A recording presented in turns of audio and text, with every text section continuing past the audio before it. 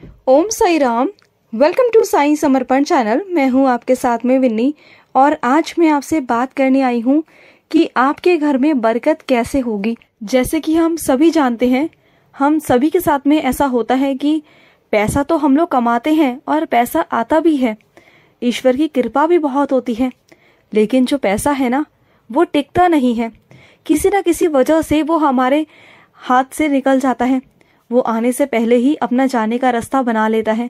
ऐसा होता है ना, कई बारी हम लोग कहते हैं कि हम जितना कमाते हैं उतने में हमारी सब कुछ नहीं चल पाता, हमें वो कम पड़ जाता है। जितना हमारी खर्चे हैं, जितना हमारे परिवार का खर्चा है वो पूरी तरह से नहीं हो पाता। आप सबने देखा होगा ना, कई लोगों को आपने ये भी नोटिस किया होगा कि कई लोग बहुत कम कमाते हैं, इनफैक्ट महीने का 10,000 20,000, और उसमें उनकी ज़िंदगी बहुत सुकून वाली होती है।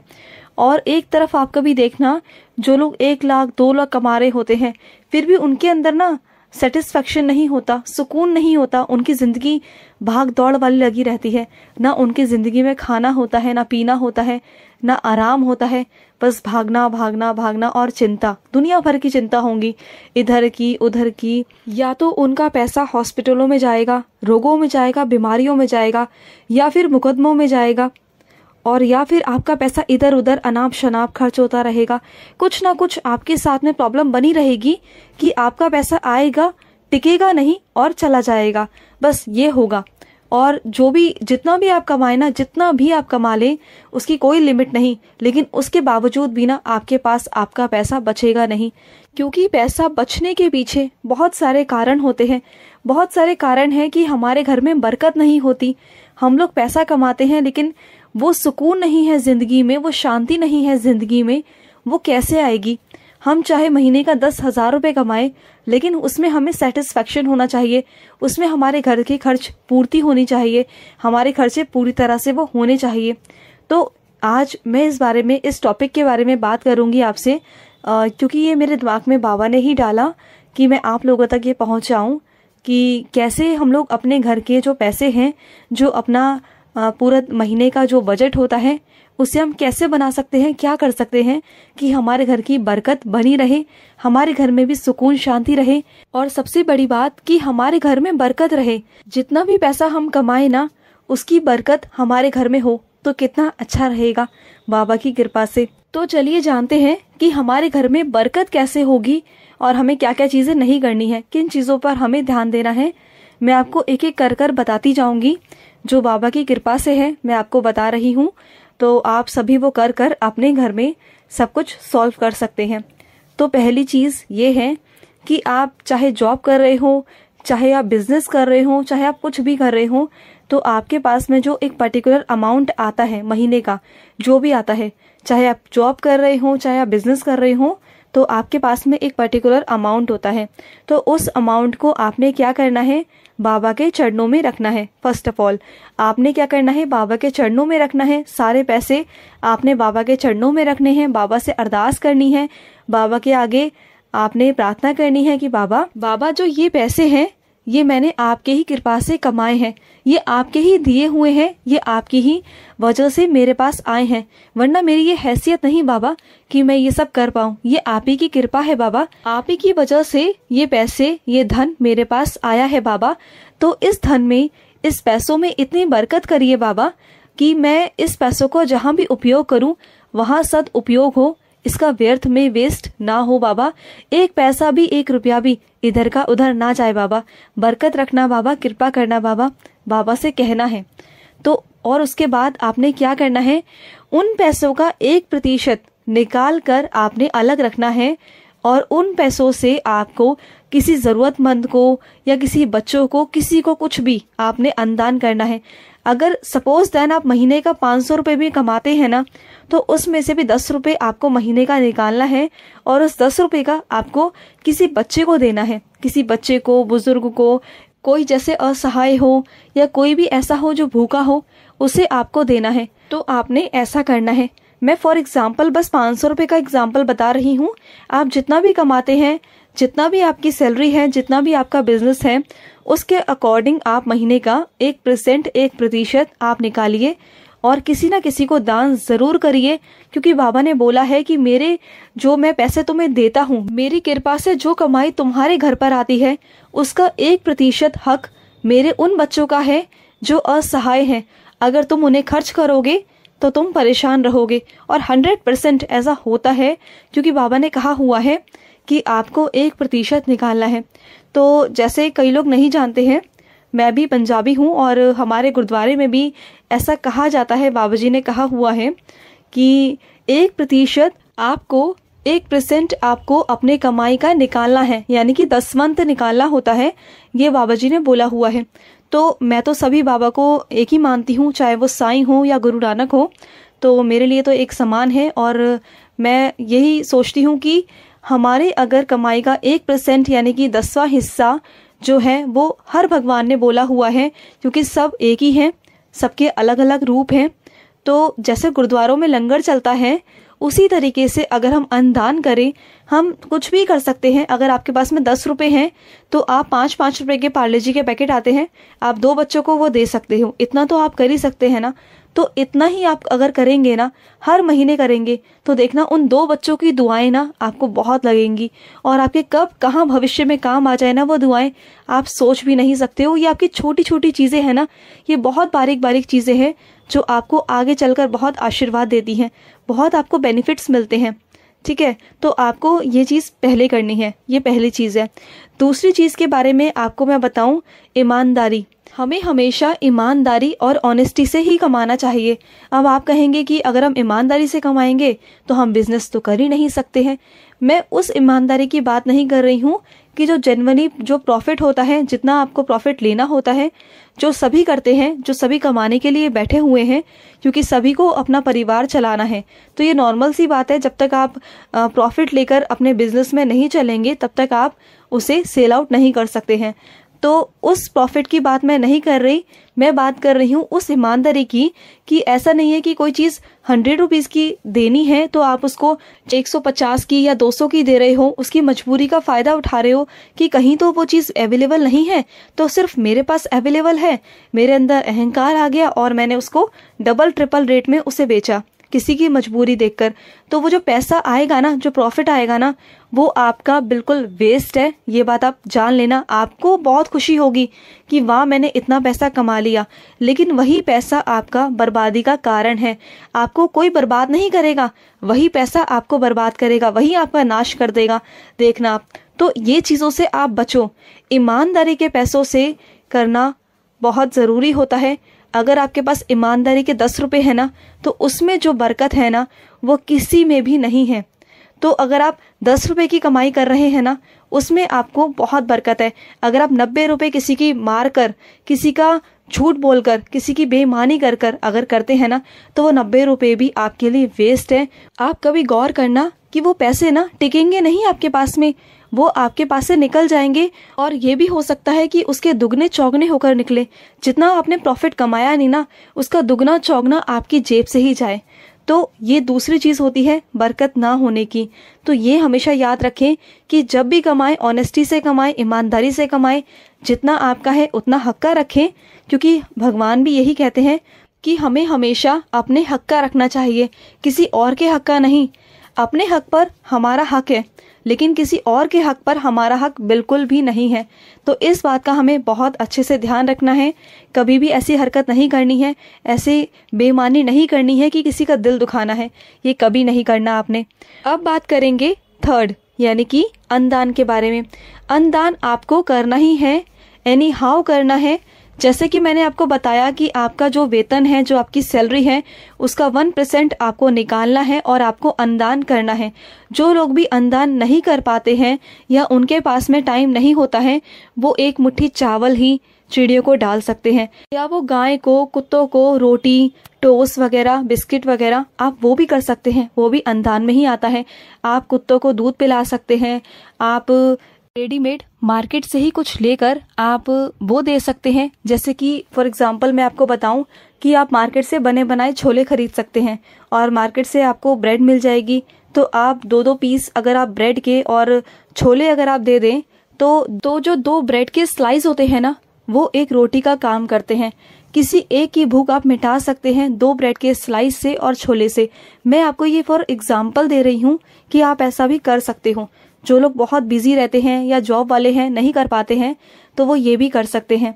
तो ये बहुत इम्पॉर्टेंट है अन्नदान करना, चाहे आप पशु पक्षियों को करो या किसी प्राणी को करो, किसी को भी करो, किसी को भी आपको अन्नदान करना बहुत ज़्यादा कंपलसरी है। बाबा ने भी कहा हुआ है अन्नदान सर्वश्रेष्ठ दान है। तो ये बहुत इम्पॉर्टेंट है, ये आपको करना होता है। इससे करने से भी आपके जो बरकत है, आपके घर में जो पैसा है वो टिकने लगेगा, आपके घर में बहुत बरकत रहेगी। जिन गरीबों को आप खिलाएंगे ना, उन गरीबों की जो दुआएं होंगी, जो बेजुबान जानवर हैं जिनको आप खिलाएंगे, उनकी जो दुआ होगी ना, जो प्रार्थना होगी, जो आपको वो आशीषें देंगे, उसका कोई मोल नहीं होगा। वो सीधा ईश्वर के पास जाएंगी और आपसे ईश्वर, आपके साईं इतना खुश होंगे ना कि वो आपको ना दोनों हाथों से आपके घर में बरकत ही बरकत कर देंगे, आपके घर में भंडारे भर देंगे। आप ये करके देखना, ये बहुत इम्पॉर्टेंट है और बाबा को बहुत प्रिय है कि जो मेरा बच्चा अन्नदान करता है, किसी की भूख को ना मिटाता है ना, तो बाबा को वो बहुत पसंद है, बहुत पसंद है। अब हम बात करेंगे 4th पॉइंट के बारे में, यानी कि किसी की मदद करना। तो आप मदद बहुत सारे फॉर्म्स में कर सकते हैं। अगर कोई असहाय है, कोई चल नहीं सकता, कोई उठ नहीं सकता, अगर उसे कहीं जाना है, आप उसे लेके जा सकते हो। जो असहाय है, जो कुछ नहीं कर सकते, आप उनकी हेल्प कर सकते हो। अगर कोई दवाई के लिए मोहताज है, किसी के पास में दवाई नहीं है, तो आप उन्हें दवाई दे सकते हो। अगर किसी के पास पैसे नहीं है दवाई के लिए, तो आप दवाई खरीद कर भी उन्हें दे सकते हो। दवाई का भी जो दान होता है ना, वो बहुत बहुत बहुत पुण्य देता है, तो आप ये भी कर सकते हो। तो आप बहुत तरह की सेवाएं कर सकते हो। अगर आपके घर में बहुत सारे ऐसे वस्त्र होंगे, बहुत सारे ऐसे कपड़े होंगे जिन्हें आप पहनते नहीं हैं, बस ऐसे ही आपकी अलमारी में एक कोने में रखे हुए हैं, अगर आप वो किसी को दे देंगे तो शायद वो किसी के तन ढकने के काम आएंगे। और ऐसे ही अगर आपके पास में बहुत सारे जूते चप्पल रखे हुए हैं जिसे आप पहनते ही नहीं हैं, जो टूट जाते हैं ना, जब चप्पलें वगैरह हमारी ऐसी होती है जो टूट जाती हैं, जिसे हम दोबारा रिपेयर नहीं कराते हैं, हम नई खरीद लेते हैं, तो हम उसको भी किसी और को ठीक करवा के दे सकते हैं। शायद हमारे लिए वो कोई मायने नहीं रखती, लेकिन जिस इंसान को अगर आप दोगे ना, जिसके पाँव में कंकड़ चुभते हैं, वो आपको बहुत दुआएं देगा। उसकी जो एक एक कंकड़ है ना, उससे आप बचा सकते हो उसको। जो कांटे चुभते हैं ना उसके पाँव में, उससे भी आप बचा सकते हो। अगर आप दूसरों के पाँव के कांटों को, कंकड़ को अगर उनके पाँव में चुभने से बचाओगे ना, तो वो साईं बैठा है ना, वो आपके पाँव में कंकड़ चुभने से, आपके कांटे चुभने से आपको बचाएगा। आप देखना, आप ऐसा करके देखो। ये बहुत छोटी छोटी चीज़ें होती है ना, हम लोग नहीं करते हैं, लेकिन हमें ये करना चाहिए। ये बहुत बड़ा एक दान होता है, किसी की मदद करना बहुत बड़ा दान है। जैसे कि साईं और चरित्र की भी आप सेवा कर सकते हैं। जैसे कोई पढ़ नहीं सकता तो आप उसे पढ़कर सुना सकते हैं। आप बहुत सारी चीज़ें ऐसी कर सकते हैं जो आप कर सकते हैं, एक्चुअली वो आपको ज़रूर करनी चाहिए। और इससे ना बाबा इतना प्रसन्न हो जाएंगे ना आपसे कि आपके घर में धन टिकेगा ही टिकेगा। जो पैसे हैं ना वो टिकेंगे, क्योंकि जो भी दुआएं हैं ना वो आपके साथ होंगी। जो भी आशीर्वाद होगा ना वो ईश्वर का डायरेक्ट मिलेगा आपको। आपको कुछ उपाय करने की, व्रत करने की कोई ज़रूरत नहीं पड़ेगी। आपको बाबा को खुश करने की कोई ज़रूरत नहीं पड़ेगी। अगर आप उन लोगों को खुश कर देंगे ना तो बाबा अपने आप खुश हो जाएंगे आपसे। अगर आप बाबा के बच्चों की मदद करते हैं, उन्हें खुश रखते हैं, तो बाबा ऑटोमेटिक खुश हो जाते हैं। तो बाबा को खुश करने की ज़रूरत नहीं पड़ती, बाबा के लिए स्पेशल कुछ करने की ज़रूरत नहीं पड़ती। अब हम बात करेंगे 5th पॉइंट के बारे में, शिक्षा का दान, शिक्षा के लिए मदद करना। अगर आप किसी की शिक्षा में मदद कर सकते हैं, कोई ऐसे गरीब बच्चे हैं जिन्हें ट्यूशन की बहुत ज़्यादा ज़रूरत है, जिनका पढ़ने में बहुत मन है, जो पढ़ना चाहते हैं, जो आगे बढ़ना चाहते हैं, लेकिन उनके पास में उतने पैसे नहीं कि वो ट्यूशन जा सकें या स्कूल जा सकें। अगर आप उनकी फ़ीस दे सकते हैं ना, कुछ अगर आप ऐसा कुछ कर सकते हैं या फिर आप उन्हें पढ़ा सकते हैं, तो शिक्षा का दान देना बहुत बड़ी बात होती है। विद्या का दान देना बहुत बड़ी बात होती है। अगर ईश्वर ने आपको पढ़ाया, आपको मौका दिया कि आप पढ़ सको, आप अपने पैरों पर खड़े हो सको, सक्षम रह सको, तो आपको भी हक है, आपको भी दान करना चाहिए, आपको भी शिक्षा का दान करना चाहिए। दूसरों की मदद करनी चाहिए। जो आने वाली पीढ़ी है वो अगर आप उन्हें पढ़ाएंगे तो वो हमारे भविष्य ही अच्छा होगा, उज्जवल होगा हमारे देश के लिए, हमारे बाबा के लिए। हमारे बाबा कितना खुश होंगे कि अगर आपकी वजह से कोई बच्चा पढ़ेगा, कोई बच्चा आगे जाएगा तो वो आपको दुआएं देगा, आपका नाम होगा, आपको गर्व होना चाहिए कि मैंने इस बच्चे को पढ़ाया और ये बच्चा इतना आगे गया। तो आप ये कर सकते हो। आपका शायद 1 घंटा कोई इतना मायने नहीं रखेगा, आप 1 घंटा म्यूज़िक सुनने में या फिर डांस करने में या फिर गॉसिप्स करने में निकाल देंगे, लेकिन अगर 1 घंटा आपने किसी बच्चे को दे दिया ना तो शायद उसकी ज़िंदगी बदल जाए, शायद उसकी ज़िंदगी में उजाला आ जाए। तो ऐसा करने से भी आपके घर में बहुत बरकत होगी और आपके घर में पैसा टिकेगा ही टिकेगा। अब बात करते हैं 6 पॉइंट के बारे में, यानी कि लक्ष्मी की इज्जत करना। अगर आप अपने घर की लक्ष्मी की इज्जत नहीं करते, यानी कि अगर आपकी वाइफ है, आपकी माता है, आपकी मदर है या आपकी बहन है, बेटी है, अगर आप उन्हें दुत्कारते हैं, बदतमीज़ी से उनसे बात करते हैं, उनकी कोई वैल्यू नहीं करते हैं, उनकी तरफ देखते भी नहीं हैं, तो ये सब भी ये बर्बादी का कारण बन सकता है। आपके घर में कभी लक्ष्मी नहीं टिकेगी, क्योंकि लक्ष्मी माता कौन है? वो भी एक स्त्री है, वो भी एक देवी है। अगर आप उनकी इज्जत नहीं करेंगे, अगर आप स्त्री की इज्जत नहीं करेंगे, उनकी बेटियों की इज्जत नहीं करेंगे, तो लक्ष्मी माँ तो रुष्ट होंगी ना आपसे। तो जिस घर में बेटियों की, माँ की या फिर घर की स्त्रियों की इज्जत नहीं होती ना, उस घर में भी माँ लक्ष्मी वास नहीं करती, वो भी टिकती नहीं है, वो भी रुष्ट हो जाती हैं। तो जितने भी पैसे आपके घर में आते हैं ना, तो वो टिकते नहीं हैं, इस वजह से नहीं टिकते हैं और तभी सब हमारी बीमारियों में इधर उधर ऐसे ही निकल जाते हैं, क्योंकि माँ कभी भी उस घर में वास कभी नहीं करती जहाँ उनके घर की बेटियों की इज्जत नहीं होती है। तो अगर आप चाहते हैं कि आपके घर में बरकत रहे, माँ लक्ष्मी की हमेशा कृपा बनी रहे ना, तो अपने घर में हमेशा अपने घर की बेटियों की, बहुओं की, सबकी रिस्पेक्ट करें, उनको इज्जत दे, उनको अहमियत दे, उन्हें कभी दुखी मत होने दे। अगर वो दुखी नहीं होंगी ना, तो आपके घर में ऑलरेडी बरकत आएगी ही आएगी, अपने आप आएगी।